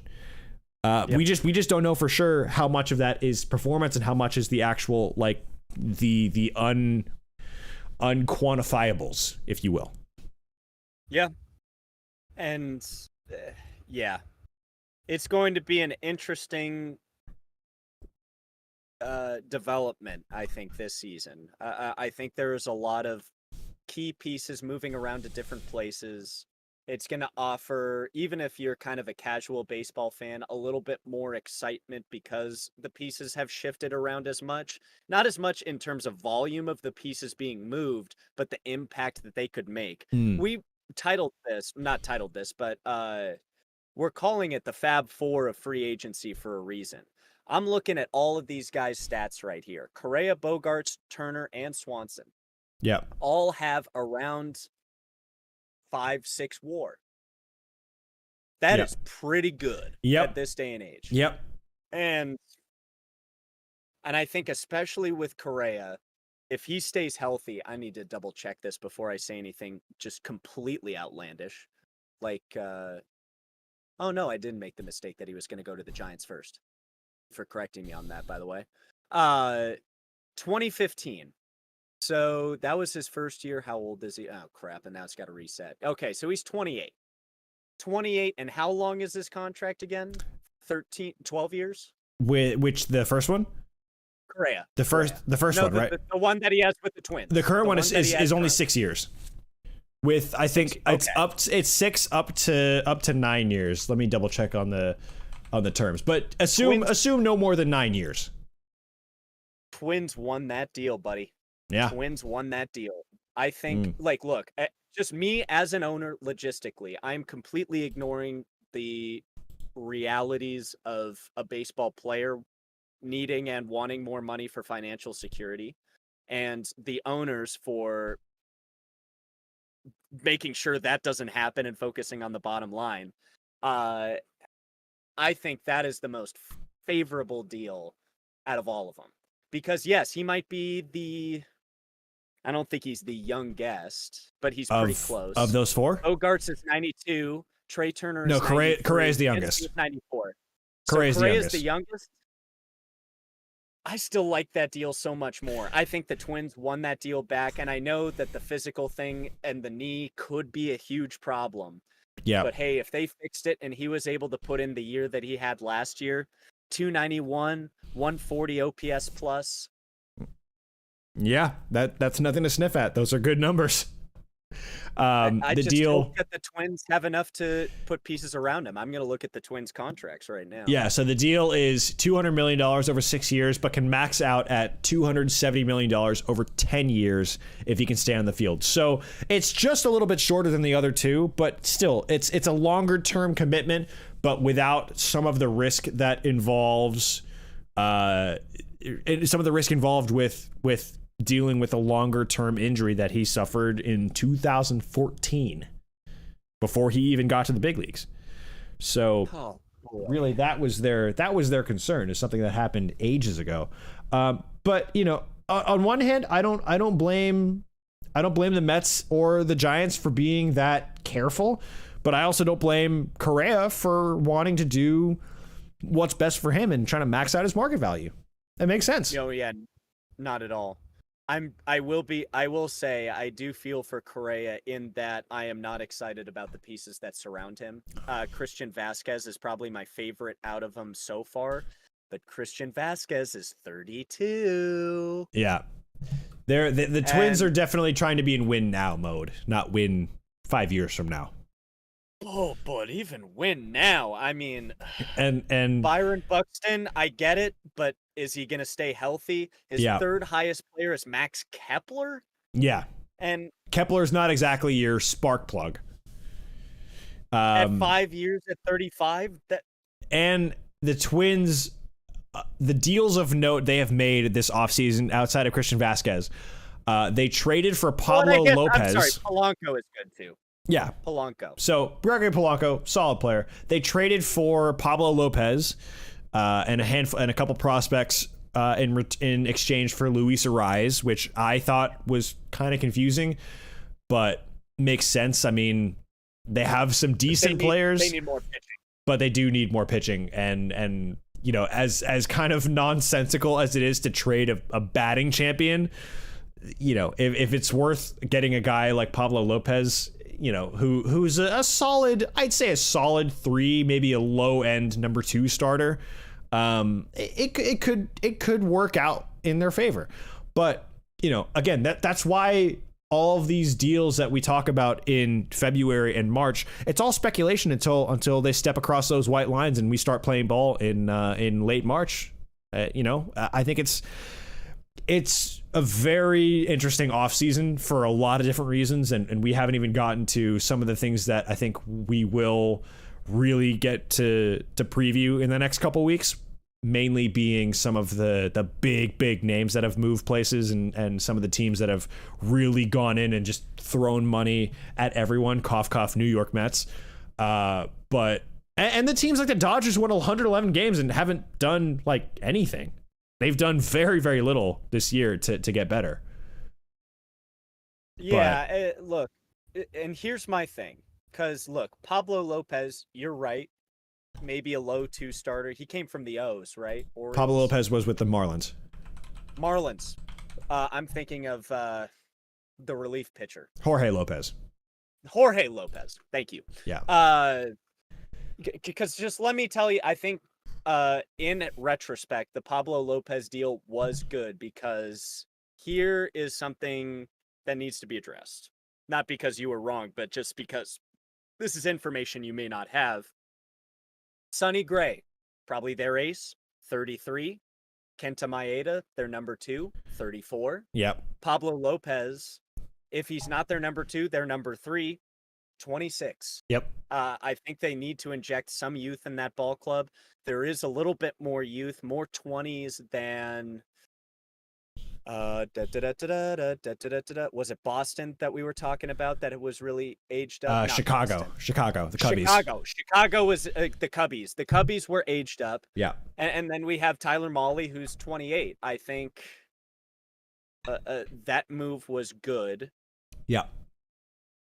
Oh, yeah, Jorge Lopez. He's a relief pitcher and also with the club. He's also 31. Oh, that's right. No, he is with the Twins, too. That's going to be confusing.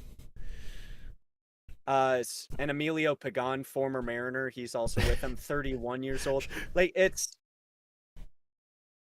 It's tough. Yeah. I kind of liked the Pablo Lopez deal. I can see why it makes sense. You got to inject some youth into the ball club, Right. especially if Correa doesn't pan out, if Buxton doesn't pan out. The youngest guy that you got, who's a position player, oh boy, I think is Polanco.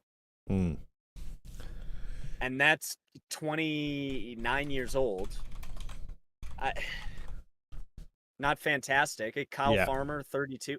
Yeah, I mean, I feel bad for Correa. Twins really won that deal. I really hope that he stays healthy this year in order to help the Twins. Yeah. I like the Twins. I hope they win more because they're that team in the AL Central that them and the White Sox are the two teams that I'm like, yeah, you're fine. You can win the division if you want. Yeah. It's just not the Guardians. Because of the previous history with the Mariners only. That's only pertaining to the Mariners. That's it. That's the only association that really grinds your gears. Who else is in the AL Central? We got the Royals. Ooh, I wouldn't mind Chicago, Minnesota, Kansas City, Cleveland, and we are missing someone. Detroit. I wouldn't mind if any of those won their division, if I'm perfectly honest with you. Mainly because I don't hate them as much. Yeah, I mean, it's either the AL West or the AL East that I just have no respect for. But I think you gotta love consistency, though. I really just hope that Correa stays healthy. Yeah. If you don't like him as a person, I hope he at least stays healthy just to give you good baseball. Let's put it that way. Right. No, look, Carlos Correa is one of the best players in baseball, period. So when he's good, when he's healthy, when he's right, it's good for the game. I don't think there's a real argument you can make that doesn't involve the 2017-18 Astros. And I clipped that for myself because I just heard you praise a former 2017 Houston Astros. Well, here's the thing. Here's the thing. So Evan Drellich released a book that came out yesterday, and I can't wait to read this book. Evan Drellich. Oh, that's right. I was going to order it. So yeah. No, I'm getting that. I just remembered that. So I'm getting that on my Kindle like as soon as we get done here. But I will say this for those who have not followed, and this may be a bombshell for those who may not be listening. But who may not be listening? Or who may not be in the loop. In the loop. There you go. In the loop. Yeah, there we go. These beers are good. Beer make you forget about a long day at work. What I will say is this. That's for damn sure. What a show. What I will say is this, folks. Evan Drellich is just released a book that has an excerpt that went viral on social media a little bit about a certain team in Major League Baseball that was on the wrong end of a pretty egregious cheating scandal, and that team is the Los Angeles Dodgers. Now, in this excerpt, Evan Drellich mentions or claims, I haven't read the book yet, but it claims... Allegedly, we have to protect ourselves legally. Allegedly. That claims that the Dodgers were also cheating in the 2018 World Series that they lost. It details Chase Utley and Jock Peterson going into a video room at some time they weren't supposed to be in there, looking at signs used by the Red Sox in a similar sort of manner, not as much real time, but in a similar sort of manner as the Astros did to them the year before. So that leads me to this point, Reese. Cheating in baseball is as common and as cheating in baseball is as common to the game as sunflower seeds and stirrups. I said what I said.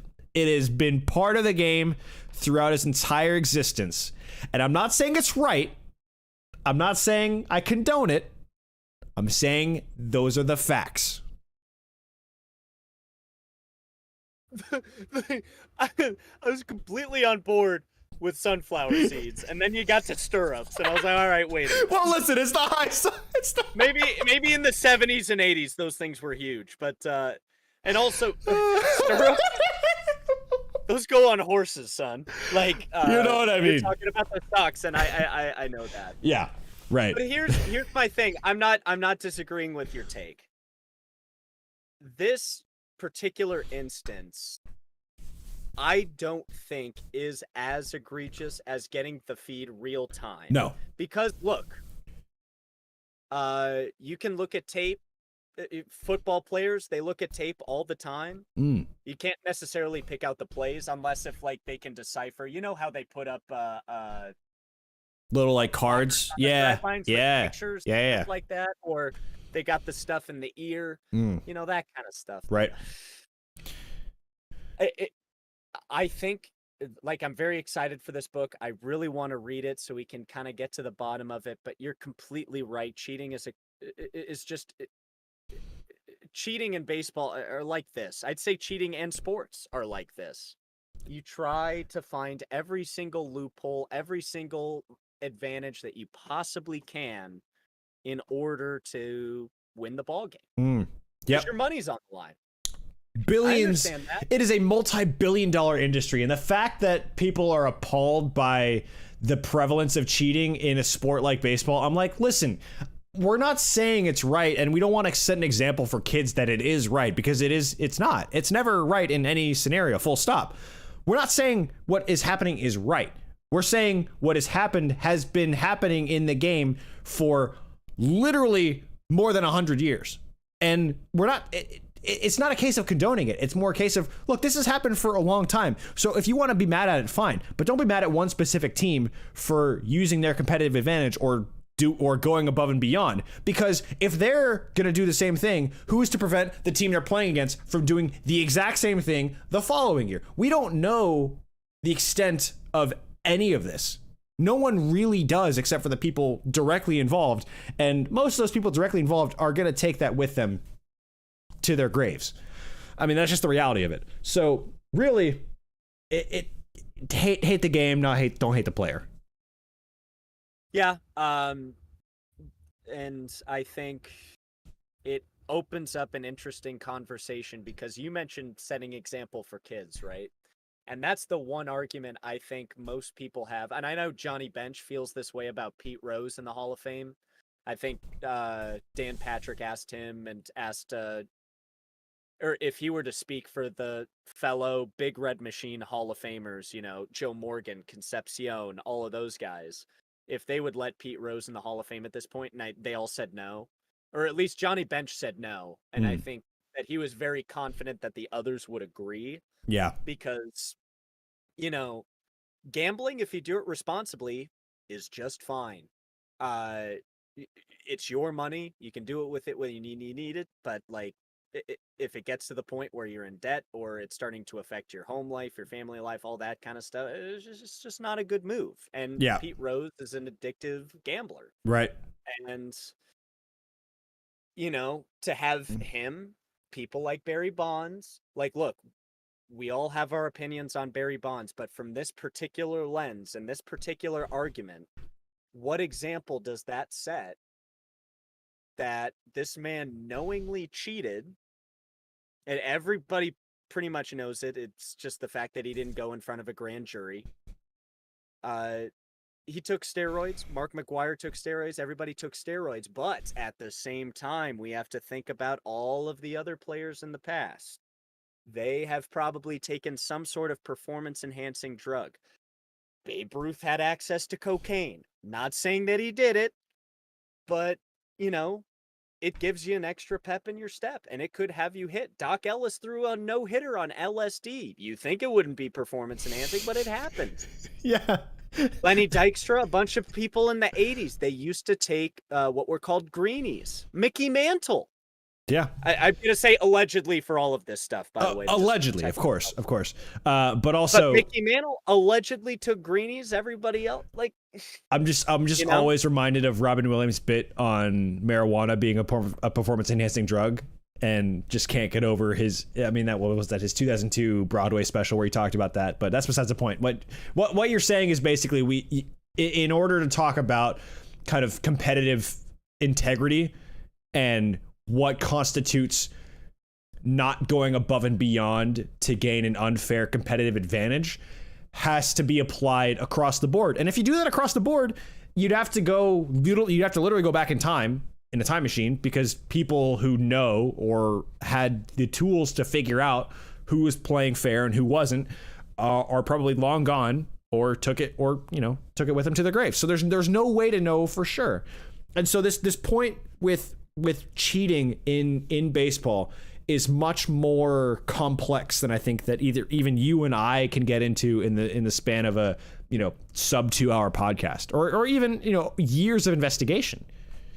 Well, yeah. And also when it comes to the Hall of Fame, when it comes to the general overall attitude of the league of what is okay, what isn't, is mainly for image and branding reasons only. Correct. They have to present as if that they are as clean as an army barracks after the guy gets done with the toothbrush. You know what I mean? Right. Exactly. Exactly. We don't judge them for that. This world that we live in doesn't really make a whole lot of sense. I've fully accepted that. I don't make a lot of sense, and here I am. But none of us do, my friend. But it's such a complex issue that we have fully devoted this tangent towards. Yeah. And and my last sidebar on this: Hall of Famers have used cocaine. Yeah. And they've been not convicted, but they've gone to grand juries for it. Tim Raines is the first person that comes to mind. The story that I know of is he used to dive in head first whenever he was stealing bases because he had vials of cocaine in his back pocket. Yep. Look, it Hall of Famer. Hall of Famer. And I don't even want to talk about why he's in the Hall of Fame. That's just yeah. That's the one that gets you. I know for sure. If you want me to get angry like I do when we play MLB The Show, just tell me, hey, Reese, Tim Raines, best Hall of Famer, right? No. And it's no judgment against Tim Raines. I think there are plenty worse candidates. He's just the first modern player that I can think of where I was like, So I think it was Veterans Committee. Let me look it up while I'm completely dissing Tim Raines for no reason. No, but it wasn't the Veterans Committee. It was just his 10th ballot. Lord have mercy.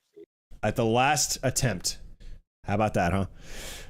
Raines is regarded as one of the best leadoff hitters and base runners in history.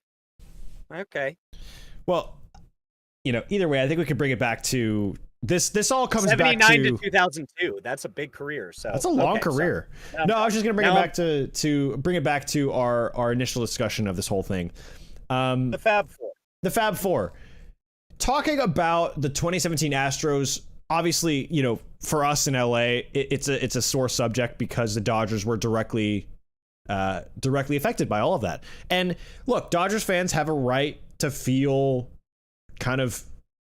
they have a right to be pissed at the Astros for doing that. But at the same time, every team, I'm sure, is employing some sort of under the radar kind of illegitimate competitive advantage.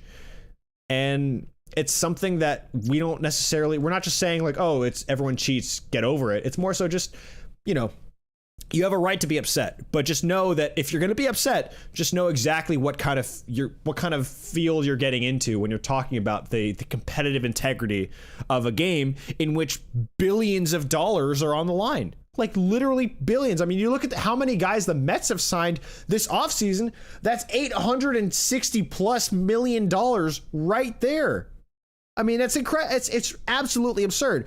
So to think that someone is not going to try to get a leg up on the competition to get that extra $1 million, $2 million, $5 million, that's absurd. So we're trying to be as real but as fair as possible, This thing came from the ether, and I'm just going to throw it out into the universe. You got to know what dish you're cooking before you throw in the ingredients. You know what I mean? Mm-hmm. And look, we fully know that we are not in the scoop when it comes to baseball. We are from a tertiary perspective at best. Yep. But look, we look at the stats. We look at the things that are going on in baseball. We see the trends. I know the history, especially. I know you know. Do you know the history? But Yeah, it is all a complicated subject, and yes, we're just giving our takes on it in this current moment. Will it be the same in a year? Maybe not. yeah. Of course, I'm always correct, but that's beside the point. Yeah, you darn tootin' you are. Especially when it comes to picking pitches in MLB The Show. Oh yeah, that's the one. That's the one that really drives the knife home for this episode. I spill on myself a little You bit. spill on yourself a little bit. No, I think that's the point that really drives home the overarching theme of this episode. Baseball is a very weird, crazy, stupid sport, and we love it endlessly. And pitchers and catchers reported today, which is why we are in this kind of celebratory mood to talk about the free agent signings. A lot more to come from us in the next couple weeks, of course, with Major League Baseball's opening day just around the corner, 2.5 weeks, I believe, from pretty much today. I think March 30th is opening day this year. So very excited for that. We are on the way toward that. But any final thoughts, any final changes to your ranking for this beer before we sign off this episode of Brews and Baseball podcast edition? Let me put my button on the thoughts of the main topic of the podcast, and I will get to the rankings. Mm-hmm. Carlos Correa. The Twins won that deal. I hope he stays healthy. I hope the Twins, all of the pieces come together and they make a deep run. I don't see them making the postseason, but I'd say maybe second or first in the division if, all of the pieces have come together, but all of the pieces have got to come together. Yep. Xander Bogaerts going to Slam Diego. I'm very excited for that, even though I am a Dodgers fan. I think we're just going to see a lot more offensive quality this next year. I think Bogaerts is going to have another couple of prime years, if not maybe 5. That's just the kind of player he is from an offensive standpoint. Trey Turner going to the Phillies. That team's going to be stacked. He got all the money. Now it's up to the Phillies, I think. It's up to the Phillies to win that championship. They've got all the pieces. Now they all got to come together and they all got to play. And I hope Trey Turner lasts throughout his whole contract. And Dansby. the insta sigh when you said Dansby, just I knew it was coming, but no. Yeah. I don't love the contract. I see why Chicago did it. They needed a big splash in order to awaken their ball club.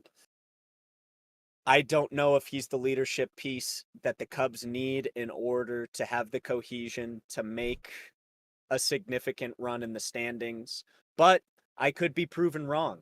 Like you said, Dansby's going home. That could offer a new perspective for him. The weather is also against him because Chicago is very warm all the time, as we know. Definitely not windy at all. But, boy, I would be happy with any one of those shortstops. And that's my final thoughts on the podcast stuff. Then when it comes to the rating of this beer, it was out of 54, or 59. 59. I was going to say that's out of 50. incorrect. Do we want to do 59 trails or 59 free agents? It's free agents is good. 59 free agents. And I said 50 before. You said 51. Yep. I'm going to have to keep it right there at 50. It is a very good beer. I will agree with you on the second time around when I didn't have the chilled glass. It was more punchy, which kind of removes that element of kind of introducing new people to IPAs and that kind of stuff. Mm-hmm. Meh.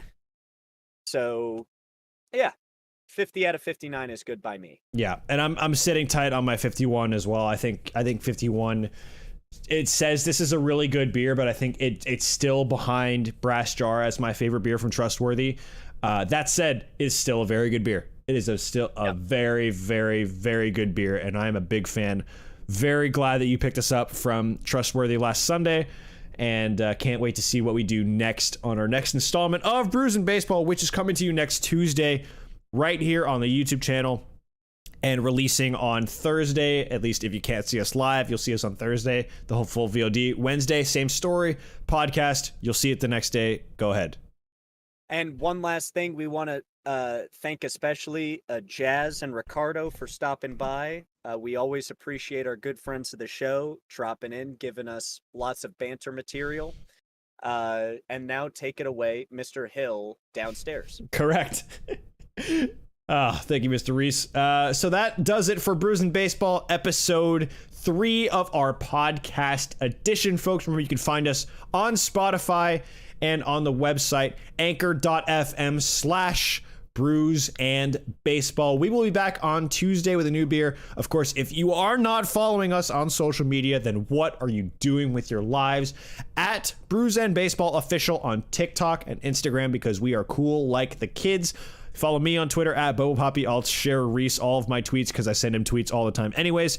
And right here on YouTube at Brews and Baseball. That is youtube.com/@Brews and Baseball. I know it's confusing, but that's YouTube's new handle system. That is the way we do it. If you're not subscribed, be sure to click subscribe and drop a like on this video, on this stream.